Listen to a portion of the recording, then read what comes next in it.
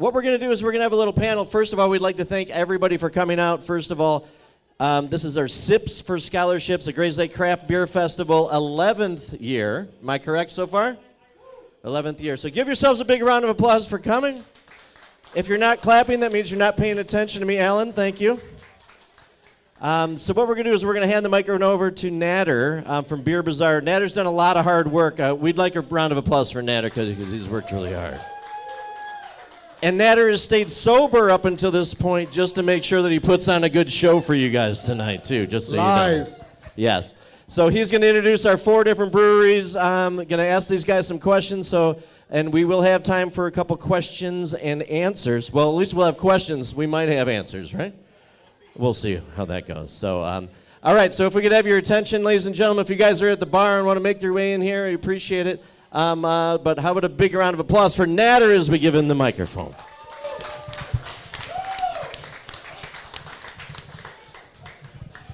All right. Welcome, everyone. To start, could you each briefly introduce yourselves, your brewery, its location, and the year it opened? Start with Josh. My name is Josh Grubbs. I'm the owner of Black Lung Brewing. I love you all. Thank you for that. We opened our brick and mortar in 2021. We opened around Lake Beach. 2023 over in Fox Lake, and 2025 Grays Lake.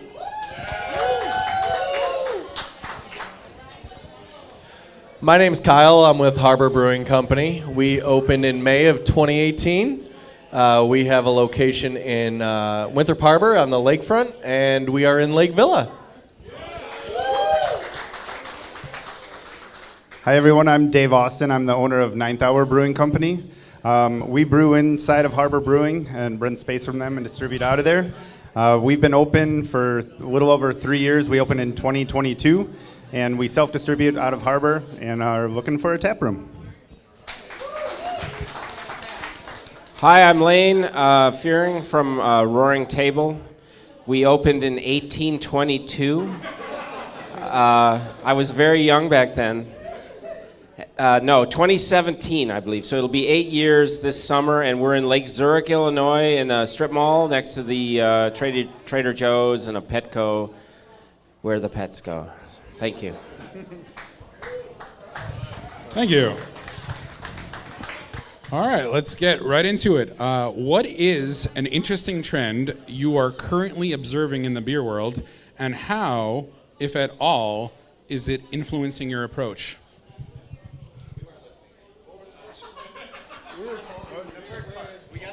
Oh boy. All right, let's start that over. By my chin. Here we go. What's an interesting trend you're currently observing in the beer world, and how, if at all, is it influencing your approach? I'm going to go right to beer because that's a trend that I like to think about, not the economy. Right now, a trend that I've been seeing and that I've really been in love with is West Coast Pilsner. So Pilsner yeast, Pilsner brewed beer, fermented like a Pilsner at lager temperatures with high hop rates and more hoppy aromatics and a little more bitterness. I think actually my friend Lane likes to call them California Pilsners. Yeah. I also have adopted that terminology for when I brew them too. So California Pilsner is it's the way of the future in my mind. I love them. Another beer trend I'm seeing, I think we're all seeing a lot of new NA beers coming out, and THC getting infused in beverages. So that's something I think that is going to be part of our future moving forward. But beer-wise, yeah, I think lagers are making a comeback. I think the hazies are going to take a step back, and we can be a cool lager breweries again. So that's what I'm looking forward to. Yeah, I was going to say the same things, Kyle, like the NA beers and the THC cannabis beers. We did a collab with Beer Bazaar. We did Golden Pineapple, and we dosed a couple kegs with some terpenes from Pineapple Express and some Kush. So it's going to be released for 420 over at Beer Bazaar. And so we're experimenting with the flavors. None of the cannabis actually in it, just the terpenes. So it's up and coming, and it's growing quite a bit. So, would the collapse of Western civilization be part of the trends that we might discuss tonight, or should I just? I'm going to go with English ales on cask instead. That's probably a better answer. And so, English ales on cask are beautiful. People have misconceptions about them. They think they're flat or warm, but in reality, they're cool and subtly carbonated in a delicious way. And served on a beer engine, it's very special. So more people should be doing that. We have 2 beer engines. We're very proud of that, and it's going to be a trend. We're going to make it a trend. Hi, Jody St. Mars. I'm here with Educators Advantage today because we are sponsoring Teacher of the Month. Do you know a teacher that needs a little extra love and support this time of the year? Of course you do. Nominate your teacher that has gone above and beyond. Click the link below, fill in their information, and they will be eligible to win some amazing prizes. Thank you to all of our educators out there that are doing the hard work each and every day. All right. Considering the current landscape of the craft beer industry, what is a key opportunity or challenge that is currently top of your mind for you as a brewery owner? Well, Put it on your chin. maybe I don't want anyone to hear what I'm going to say. The economy is definitely, we're feeling the effects of current things that are going on, and I feel like people's playing around money is tightened up because we're not seeing as many of them in our brewery. So that's definitely top of mind. It's coming into what we're brewing, and we're probably being more outlandish and trying to do more things to get people to come to the brewery with events and games and everything else to try to make it an event for folks to get out. So it's definitely harder to pull people out currently, and that could just be a condition of where my brewery's at in the winter time. But that's definitely a trend that I've seen this year.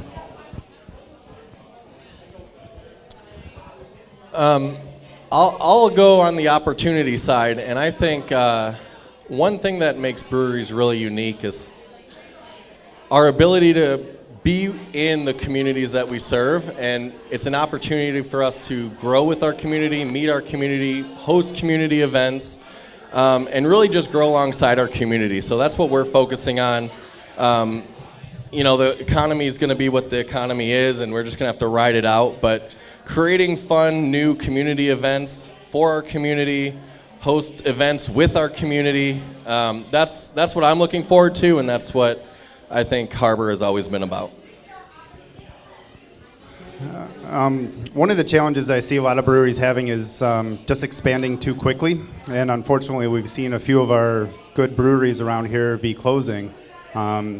So we're trying to be strategic about how we expand and getting into a tap room, but it's really sad to see so many of our friends not have breweries anymore, and I'm sure some of you guys go to those places and enjoy their beers, and it's really sad to see. So we just got to be strategic about how we move forward and the challenging, like traversing the economy right now and how we continue to try to grow.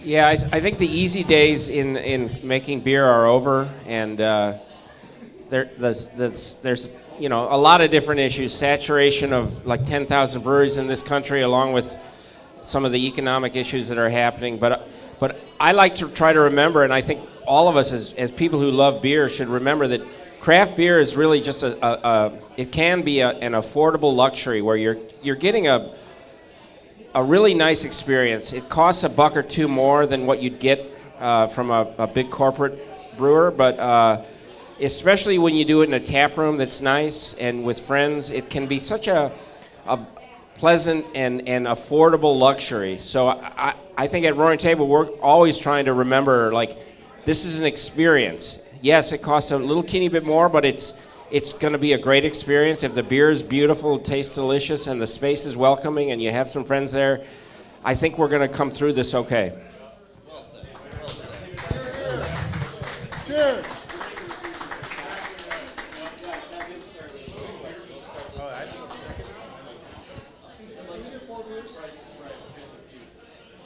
All right. So,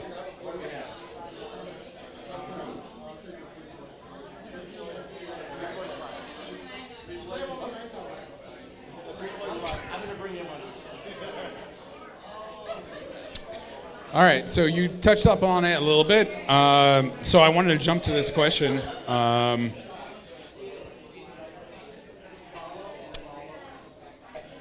Let's see, where was it?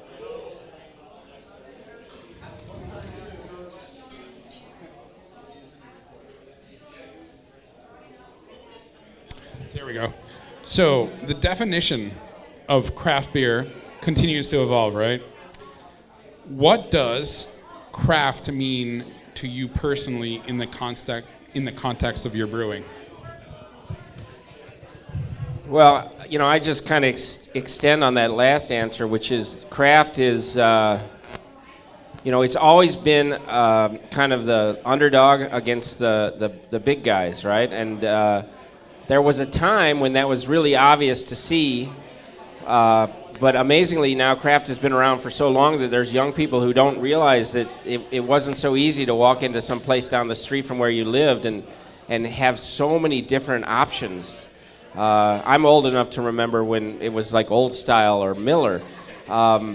So I think that craft has to regain a little bit of the spirit of the underdog and show that there's a value proposition in making something that's artisanal, you know, and by that I mean not only the liquid but the places where it's consumed. So I think we have to reclaim that spirit of the underdog, and we are.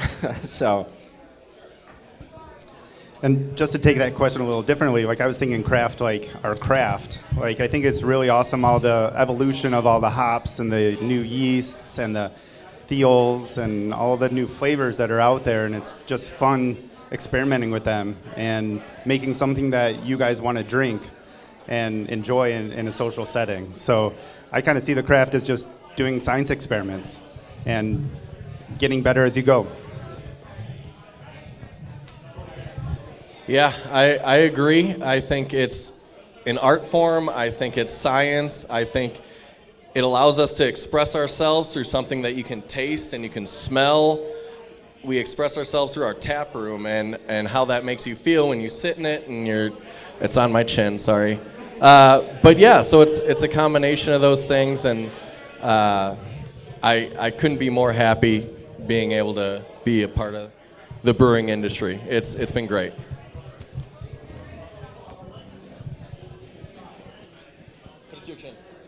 To my chin. I think craft is, I can't reiterate kind of what Lane was saying, is that we're kind of the underdogs of the beer world, and we're at a disadvantage of about 100 years. And we're all trying to jump into this big game of beer, and we're little guys.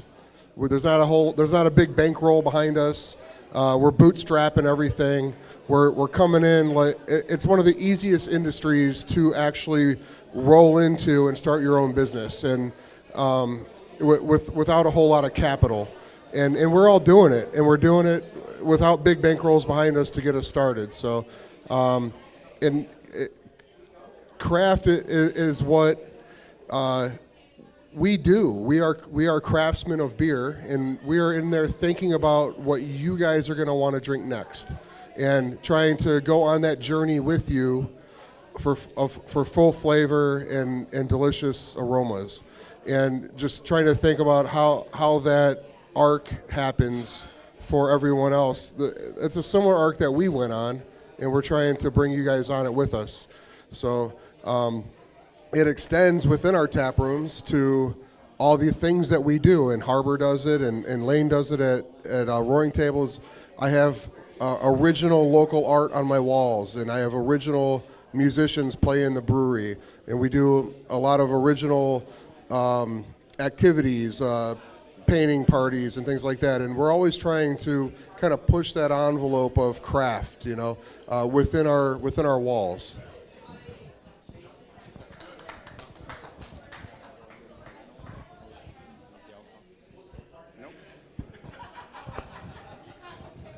Back to me.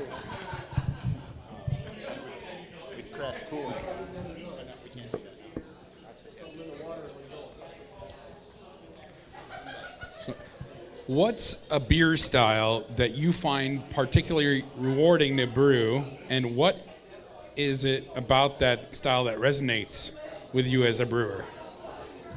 That's an easy one. It's Helles. It's a Munich golden lager, and Helles is just a pure, simple beer. It's like, you take an egg and you give it to 10 chefs and say, here's a little butter, maybe a little salt, but like that's it, and make it amazing. And that's what Helles is. It's simple and pure, and it's a bit of a challenge to make because there's nowhere to hide, but it's also a beer that it's meant to be drunk, by the half liter or the liter. And so our first and so far only year-round beer is our Helles lager, and we love it, and that's something I literally have dreams about. So that was an easy one. For me, it's a beer somewhat similar to that, but our Kolsch. Like a Kolsch is one you can't hide anything wrong in. You'll notice any off flavors or anything very quickly. And it's we pay close attention to it, and it's really fun when we go to a beer fest or something and we hear someone like, oh, I've been to Germany and it tastes just like Germany. And it's really cool to hear that. So. My favorite style is definitely a Saison. I really like when it comes down to it, it's a very simple beer, but you get so many different characters from the yeast, the hops you use, the grain, and it's just a beautiful beer. That's my favorite style. Horse blanket. Is it the horse blanket or the pepper that you like the most? The horse blanket? I mean, although I can definitely level with these guys, like Helles, our Lung Light is a Helles recipe, and it's basically what I drink when I'm at the brewery. But I think if I were to be honest with everyone in the room, my favorite beer is a big, fantastic bourbon barrel-aged stout. I just want them all, and I'll drink them all, and my liver will explode, and it'll be great for everybody. The barrel, the size of the beer, the thickness, the thinness, whatever you can do with it to make it different, and then some adjuncts. That is where I nerd out, and it's one of my favorite things to have.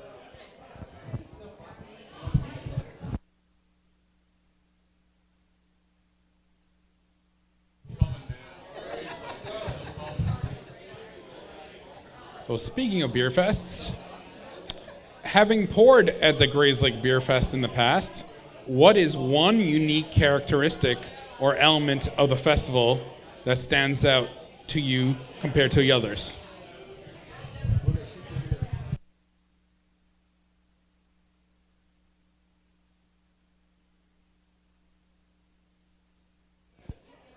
Hello.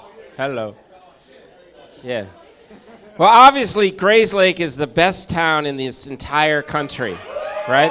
I mean, so that alone is enough for us to be excited to come and pour beer. I think that's really it, right? I mean, what else, right? Well, we love this festival. It was one of the first festivals that we came to back when we were homebrewers. They welcomed us, and it was awesome to be able to share our beer that we homebrewed and just shared with our friends, with people that weren't our friends. And we just love coming here every year. There's great music. It's a great setup. You can hit tons of big breweries, little breweries, talk to brewers, and the food. There's lots of food choices, and it's just very well run. I come for Nader. Can we do a collab called Nader Light and just a little natty light? How about Nader Days? Nader Days. All right. But yeah, it's the people. I mean, it's an extension of our community, and we love coming here. Like Dave said, there's so much good food and people and beer. And Josh's turn. What was the question? I love this beer fest. It might be one of the first places I serve my beer outside of my garage. When I was brewing all the beer at 220 North Allegheny, some of you probably had it at a Halloween or a trick-or-treat event, but the first time I really got to get out and serve was I was invited to Grays Lake Beer Fest, to the homebrewer section, and just like Dave said, it was pretty exciting. It fueled my fire to keep brewing and to keep getting out there with all of you guys coming up to me and patting me on the back and telling me how good it was and things like that. So it definitely stoked that feeling of success and to keep going forward.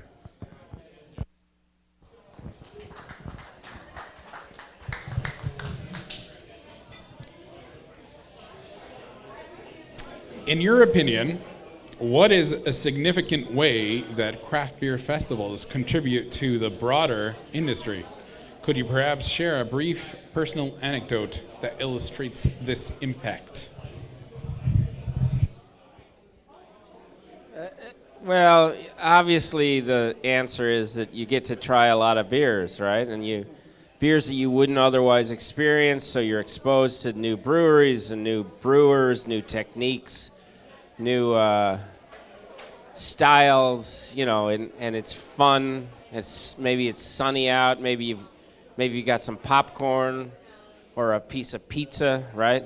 And you're like, you're like your boss isn't calling you. You're just working, and then you're working, and then you go to a beer fest and you're not working. So that's the obvious answer to me. It's a great social event that allows people to really explore without having to invest too much in any given pour, and if you don't like it, you pour it out and go to the next one. So, and my personal anecdote would be just a German guy came up to us years ago, and we had a Hefeweiss on draft, and he just kept coming back over and over and over again to the point where it was like maybe you've come back too many times, but he loved it, and it made me happy because he knew whereof he spoke when it came to Hefeweiss. So, All right.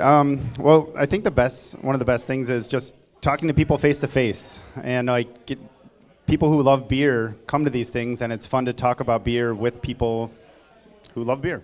And one thing that's been awesome is just throughout the years, I've run into people that are maybe become a bar manager or something. Hey, I came to this beer fest, and I'd love to have you at our bar. And so it helps spread the word a little bit more, and just keeps helping all of us grow by just being face to face to people and meeting more people and having them try our beer. Yeah, I agree. They're great community events, and it almost forces you to try a beer that maybe you wouldn't have tried before. What we like to do is we always try to bring beers that aren't something that are so if we don't like to bring hazy IPAs because everybody brings hazy IPAs. So we try to, at our last beer fest we did, we brought 3 different lagers, a light lager, a dark lager, and a red lager. Something different that maybe you wouldn't have tried in a full pour at a local restaurant or a local bar. That's what's great about beer fest. You can go have little tastes of a ton of different beers that you otherwise maybe wouldn't have tried. We're talking about beers we bring to Beer Fest. I really love Beer Fest for that we get to bring very different things with us for people to try, and they always want to come up and do the gambit. I want to try them all. Which one should I have first? And we bring them through this kind of I said earlier, like an arc of flavor, and I like to go light to dark, and let them try all the different stuff that we have, and it's kind of fun to watch them on their journey and see how they feel about the different styles of beer that we bring. That is all. I have spoken. All right. One of the things I love about the craft beer industry is just this collaborative effort on all your parts. Like, you guys have direct competition with each other, but you still work together. You do collabs. You release them. So. Oh, geez.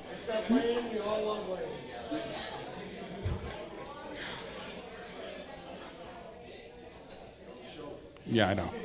So, can you share an experience where collaboration significantly enriched your brewing or your brewery?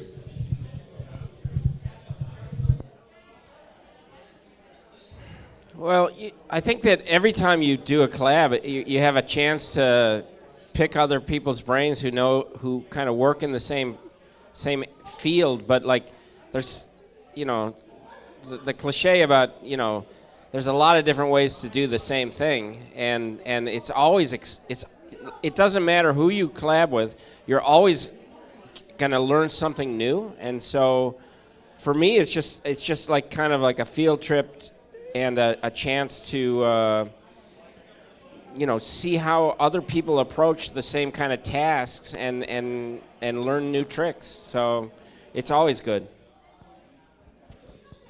And yeah, all of that, of course, doing it with another brewer, but also like with Nader, like we did a collab with them, and it's good marketing on both sides. And like, yeah, that's the can right there. Just but doing collabs like that just helps get the word out for both the Beer Bazaar and both Ninth Hour. So doing collabs just helps get the marketing out there more so. And then collaboration, like we're super fortunate to be inside of Harbor, and we collaborate almost every day. Like Adam, their head brewer, is super awesome. He knows his stuff, and we talk to him all the time. And just like collaboration within the brewery is awesome. And we help each other out, or if he can't be there for something, like I'll turn a valve off, or we just always help each other out. And that's also true between all of us. Like if anyone needs something, we're all there for each other. So that's one of the cool things about being in the brewing industry is like we do compete, but we're all good friends, and in the end, we're drinking beer. So. Yeah, what those guys said. Beyond collaborations, I mean, Josh and I specifically have been on so many beer-related trips. We've shared hotel rooms at CBC, and I mean, you guys are cheering, but I've had to sleep in my truck. This guy snores so loud. So I want to take a minute to talk about the negatives. So when they're all your friends and you can't sleep, or Dave makes the smallest guy in the brewery deliver half barrels down flights of stairs. No, it's great because my best friends are all breweries, so like just being able to hang out and everything that Lane said with you're learning something from your friends every time you do a collaboration. You're doing the same thing but a different way and learning how to do it better. That's my favorite part. And then drinking beer for free at Josh's place. So We have a special button at Black Lung for Ninth Hour, Harbor, Zoom Beer, and Zoom Beer. Well, they know when Lane comes in. They know who Lane is. These guys don't pay for beer in our brewery, and we typically just, collaborate that way also. It's a reciprocal tariff. I said that on the microphone. Anti-tariff? Yeah. Listen, collaborations are like the backbone of our small little industry here, that we get together, we break bread, we brew, we probably learn some shit, and there's a great beer at the end, and everyone's like, that's the best fucking beer I've ever had in my life. That's amazing. Oh my God, you guys should brew these together all the time. And we want to, because we have a lot of fun. I don't know, I think there's only one brew day I went to where the owner of the brewery bought everybody this fantastic barbecue, and I could barely leave the place, and that was at Roaring Table. Thank you, Lane. Amazing barbecue. First collaboration I ever did was with Harbor Brewing.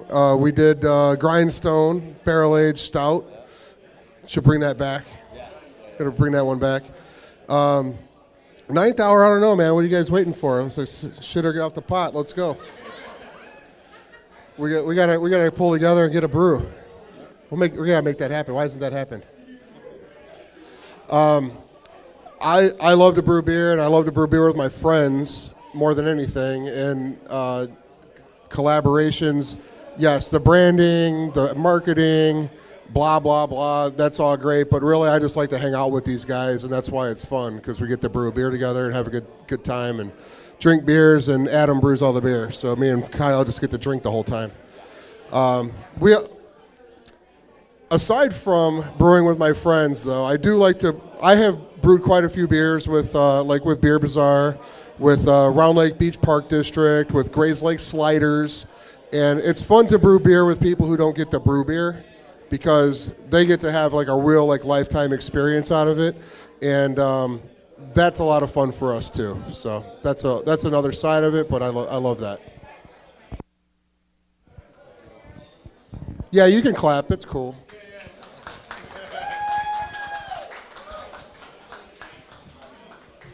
All right.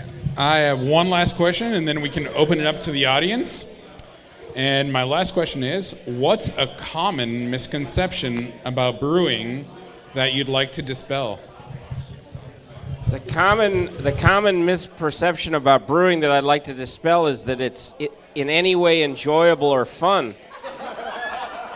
It's not fun. It's brutal, back-breaking work, and it mostly involves just cleaning shit over and over and over and over and over again. So don't start a brewery. Go to a brewery and buy the beer and drink it, and then leave and let someone else clean up after you. Yeah, this sucks. I have to follow you. I'm not funny at all. I don't know. One thing with craft breweries, or like anyone that drinks Miller Lite, they're like, oh, craft beer is too heavy. You know, that's kind of a misconception that like it's too heavy or it's too high in alcohol. And some people just don't really try it sometimes, but I don't know. I can't follow up Lane.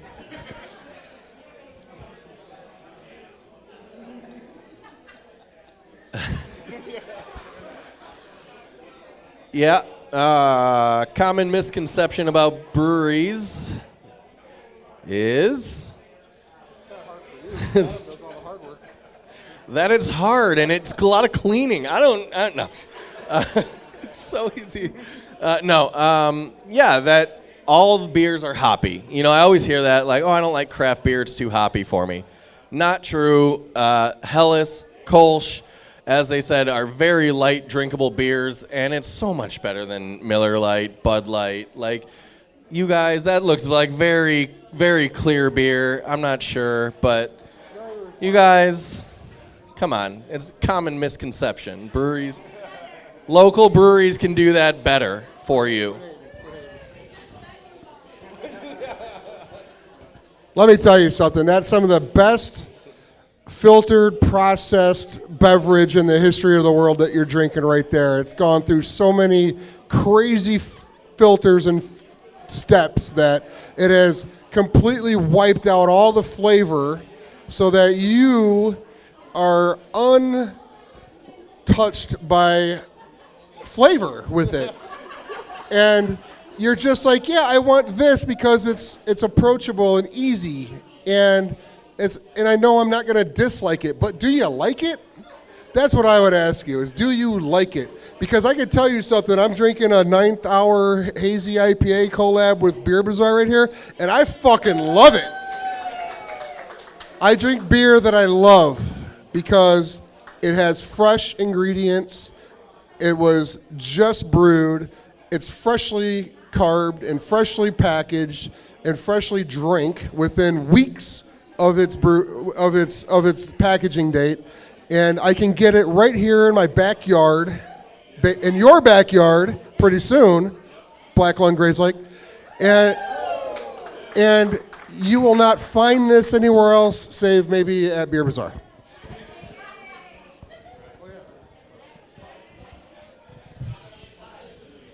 That wraps up my questions. Do any of the audience want to ask any questions? Come on up. The price is right.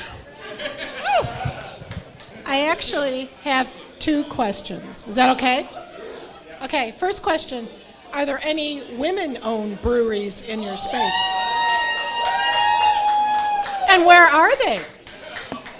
So our brewery is owned by a woman, my wife, Elizabeth May, who's All right right. over there. Oh, yay! Okay, awesome. She, like normal, she's not paying attention to me at all. She's over having fun with her friends. So, Wise woman. yeah, so that's for sure. Harbor also has a female owner. Wow. And her name is Excellent. Alyssa, and not here, and also ignores me regularly. Black Lung does not have a female owner, except like my wife kind of is in charge of everything. So there's that. And Let's hear it for Beth. Woo! I was called up here to get him a beer. Beth is the owner of Roaring Table Brewing. okay, ready for my second question? I was just curious as to whether or not the current tariff environment affects your industry. No, and I don't want to get political. I just want to know your ingredients, your equipment. Is it all USA, homegrown, manufactured, or are you dependent on overseas manufacturing or materials products? Yeah, we try to get our ingredients as locally as possible. Okay. We get a lot of our grain from Milwaukee, Okay. but there's a couple beers that we do try to stick to certain standards and get our grain from Germany. Okay. So we don't know exactly yet, Yeah. but it's possible that those are going to go up, Okay. and then also aluminum prices are looking that they're going to go up. Aluminum. Okay. Because we depend on aluminum from Canada Sure. and Mexico. Okay. So we're a little bit worried about that. We Okay. haven't seen it yet, but it's pretty new, but Gotcha. it could be affecting us. Right. Okay. Thank you, guys. I was going to say Oh, the I'm same thing. We all can with the same guy, Okay. and our pricing kind of goes with where he can get cans. Okay. And we haven't seen the problem yet because he's got a warehouse full of cans right now. Okay. But I'm sure we'll start to see that price kind of filter down as things go on. Gotcha. Okay. Thanks, guys. And that's our biggest concern is the aluminum right now. But yeah, good.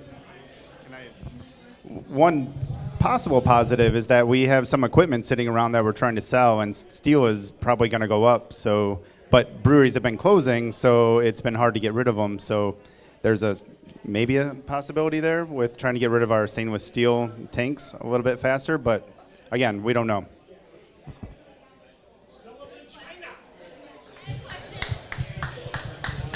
Okay. Ooh. So that kind of brings up a different question of, in challenging moments, how have you felt, how have you pivoted or adapted? How have you, why? Just want to look at them. No. How have you found to be innovative or be creative during those like moments of like challenge, right? Like, because I could see, yes, aluminum's going up, but maybe growlers are going to be more of a thing now, or like the tap room will be more of. Oh, okay. I'm just curious of like opportunity for innovation in that way, or is it doom and gloom all around? So in the current economy, I think it's still too new to tell. But all of us have already gone through COVID, and every one of us had to pivot. We went through growlers. We tried to sell more cans. Lane looks like he has the best answer for this, so. Lane would like to weigh in. Well, Should I just done a panel of one? I mean, obviously there's a lot of talk about, there's seltzers and THC and blah, blah, blah. Our innovation is to go and not be innovative at all. We're trying to make great classic styles of beers and try to kind of, because part of the job of a brewer is to kind of find their own, our customers. We're not doing everything for everyone, and it would be foolish to try. So we want to find beer drinkers, and thank you so much.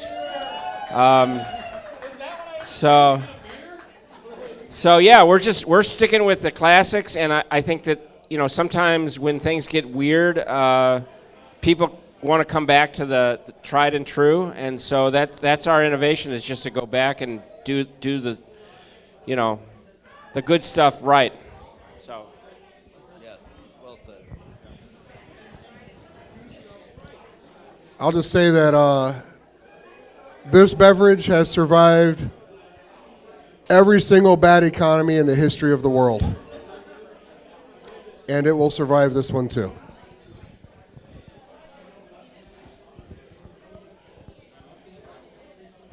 Anyone else? Any other questions? Oh, Brian. Oh, he knows my name. Hey. No, I got the director to tell me where to move.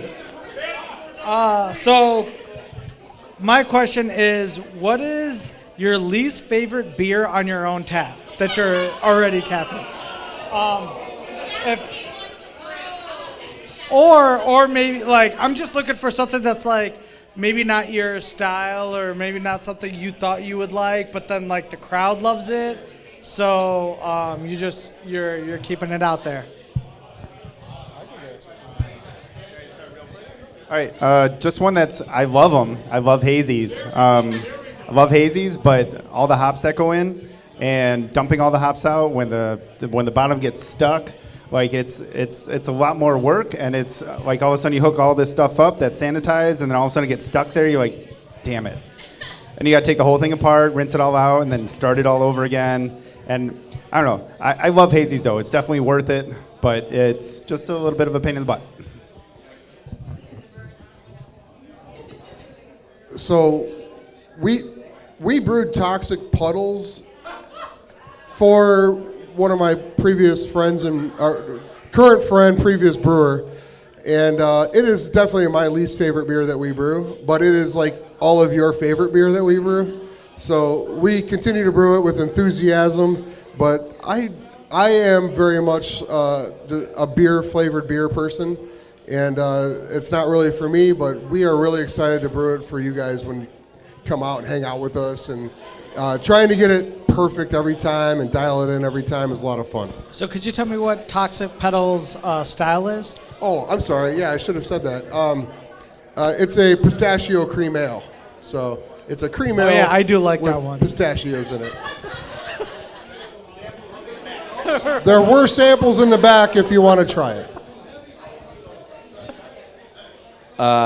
I think my least favorite beer that we have or brew is our close. It's our blonde. It's very popular because I think it's that gateway craft beer, because it's so light. It's my beard. Your chin. He told me to touch the chin. Stop talking. That's my least favorite beer. But it's a great beer because it's a gateway beer. It was Brian's fault. It's Brian's fault, making me look bad with my beard. But it's a great beer. It serves its purpose. A lot of people like it, and it's one step into craft beer. So then maybe they'll try a lager. Then maybe they'll try a red lager. And before they know it, they're chugging hazies with Dave. So, there you go. We used to make a lot of different beers that I didn't like at all, and It's weird. The more I like beers, the less other people seem to like them, and the more I don't like them, the more they do like them. That's not true. There was a time when that was true, but what we've done now is we've basically said we don't care anymore. We're just going to make beers that we like, and so like I would say right now the beer that I drink the least of is Tuba Solo, which is our like award-winning blah blah blah hazy IPA, and we brew it and it tastes really good. I'll have a pint of it, and then it's like that's the last one I have until the next batch. I just don't. It's just not something I want to drink. I like lagers and English ales. So, Lane, when are you gonna brew Whirlycaster again? oh, that's another one I don't like. Yeah. Yes, we brew. So we brew that once a year. Doppelbock, I did like, but the Whirlycaster we're probably gonna brew in June, maybe. That's a real pain in the ass, and that's another one where it's like you have one glass and it's like that's really good. Now I never want to drink it again. But yeah. Yeah.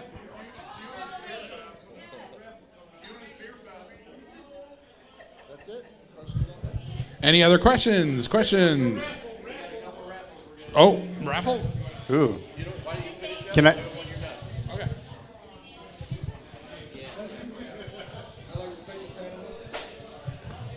Oh, is that it?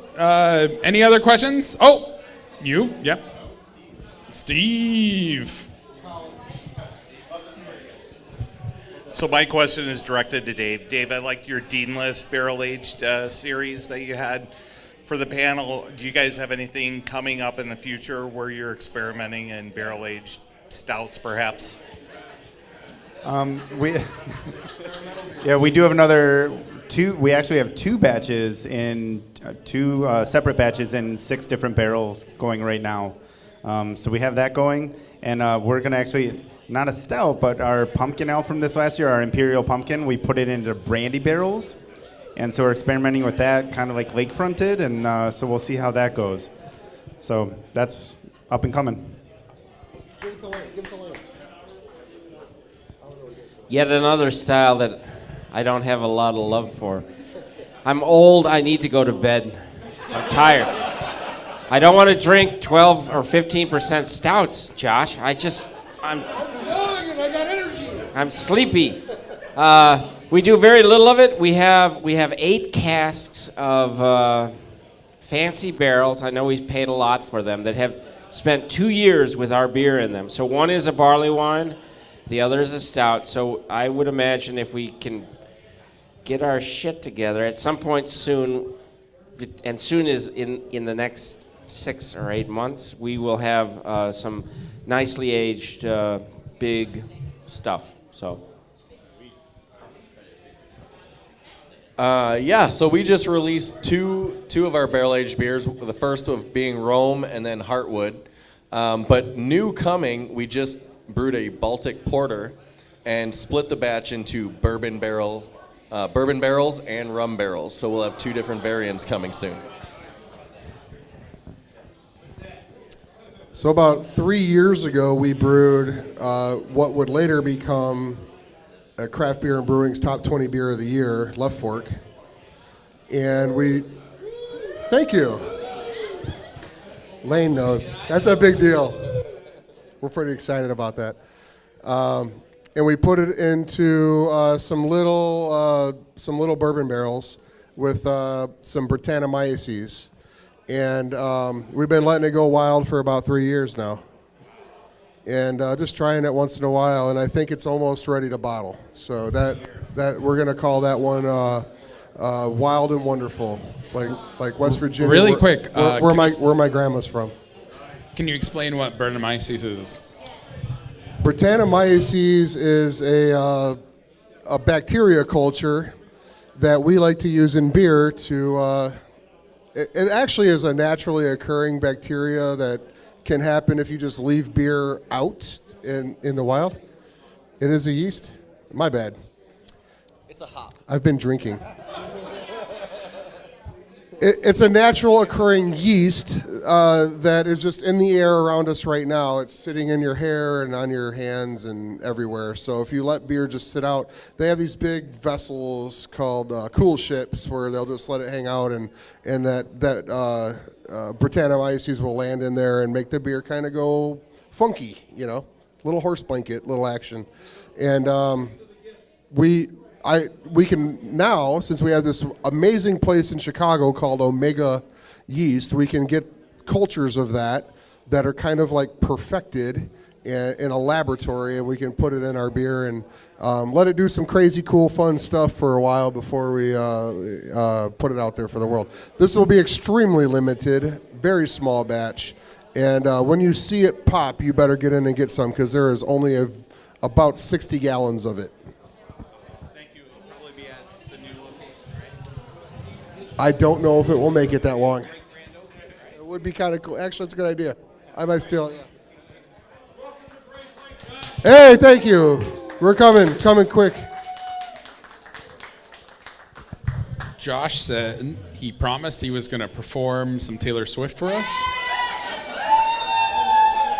Hey, DJ, hit it. All right, everybody. How about a big round of applause for all these guys, everybody? Nice job. Appreciate you guys taking the time. Appreciate you guys listening over here.